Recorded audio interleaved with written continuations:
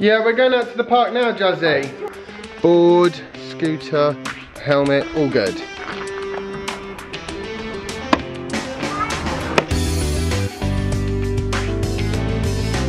I don't have much time to write. So what do you want to do? Just do some tricks. I'm going to be talking climate change today, but I suspect I might have to do that later because Jazzy's, we don't have an awful lot of time. Like, virtually no time at all.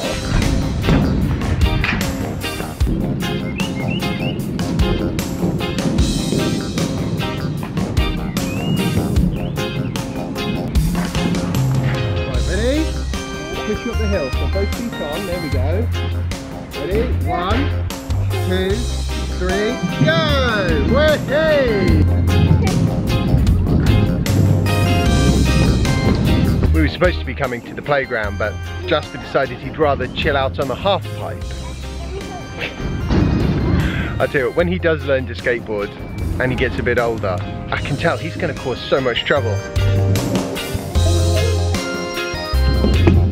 That's never going to work. Well, it will work, but it's not going to work for a good few years. Yeah, I'm going to save the climate chit chat for later. It's not actually climate change specifically that I want to talk to you about today. It's more to do with the issue with scientists not being believed on the whole. And also the air quality in the UK, which is quite frankly appalling.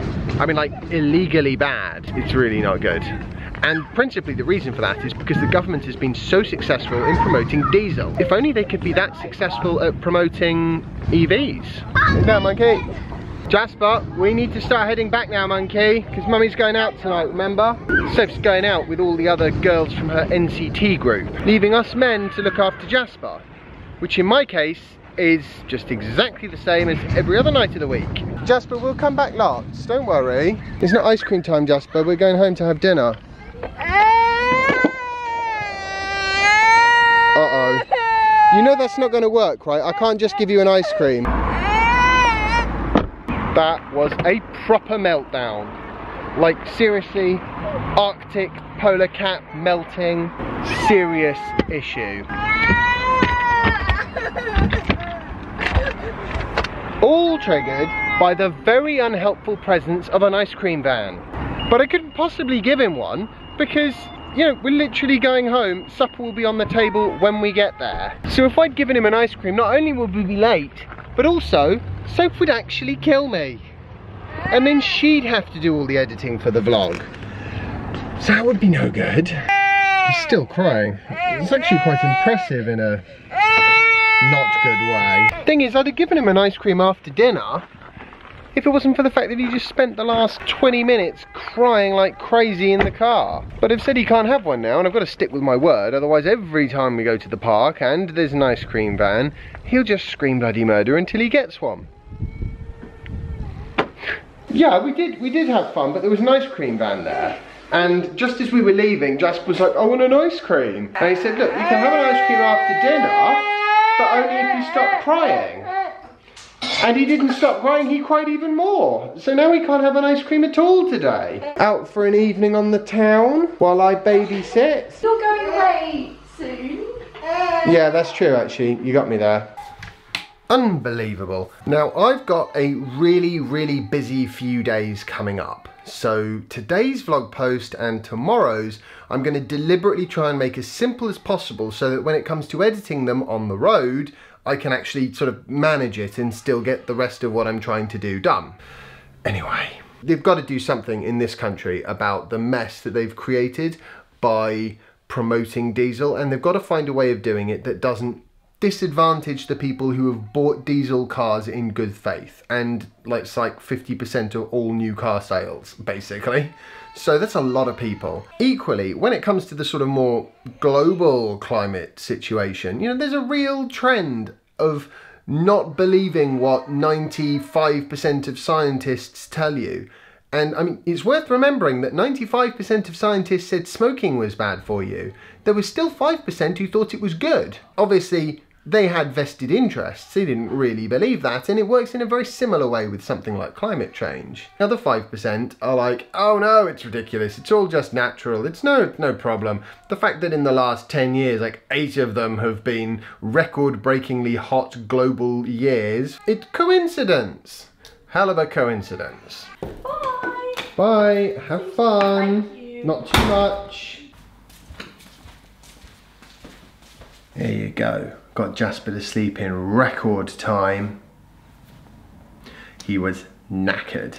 I mean, that was almost certainly 95% of the problem earlier. And he also ate all his dinner, which is kind of the whole point. If I'd given him an ice cream right before, he wouldn't. Excellent. Well, so now I can get on with some work and relax. I've got lots of planning and lots to do because it is going to be quite busy for me in a couple of days. All about planning. Well, it's not all about planning, but planning does come into it, and it's not something that comes naturally to me. I'm getting better. I kind of have to get better. It's, you know, just another one of those little great self-improvement things that seem to come from doing a daily vlog.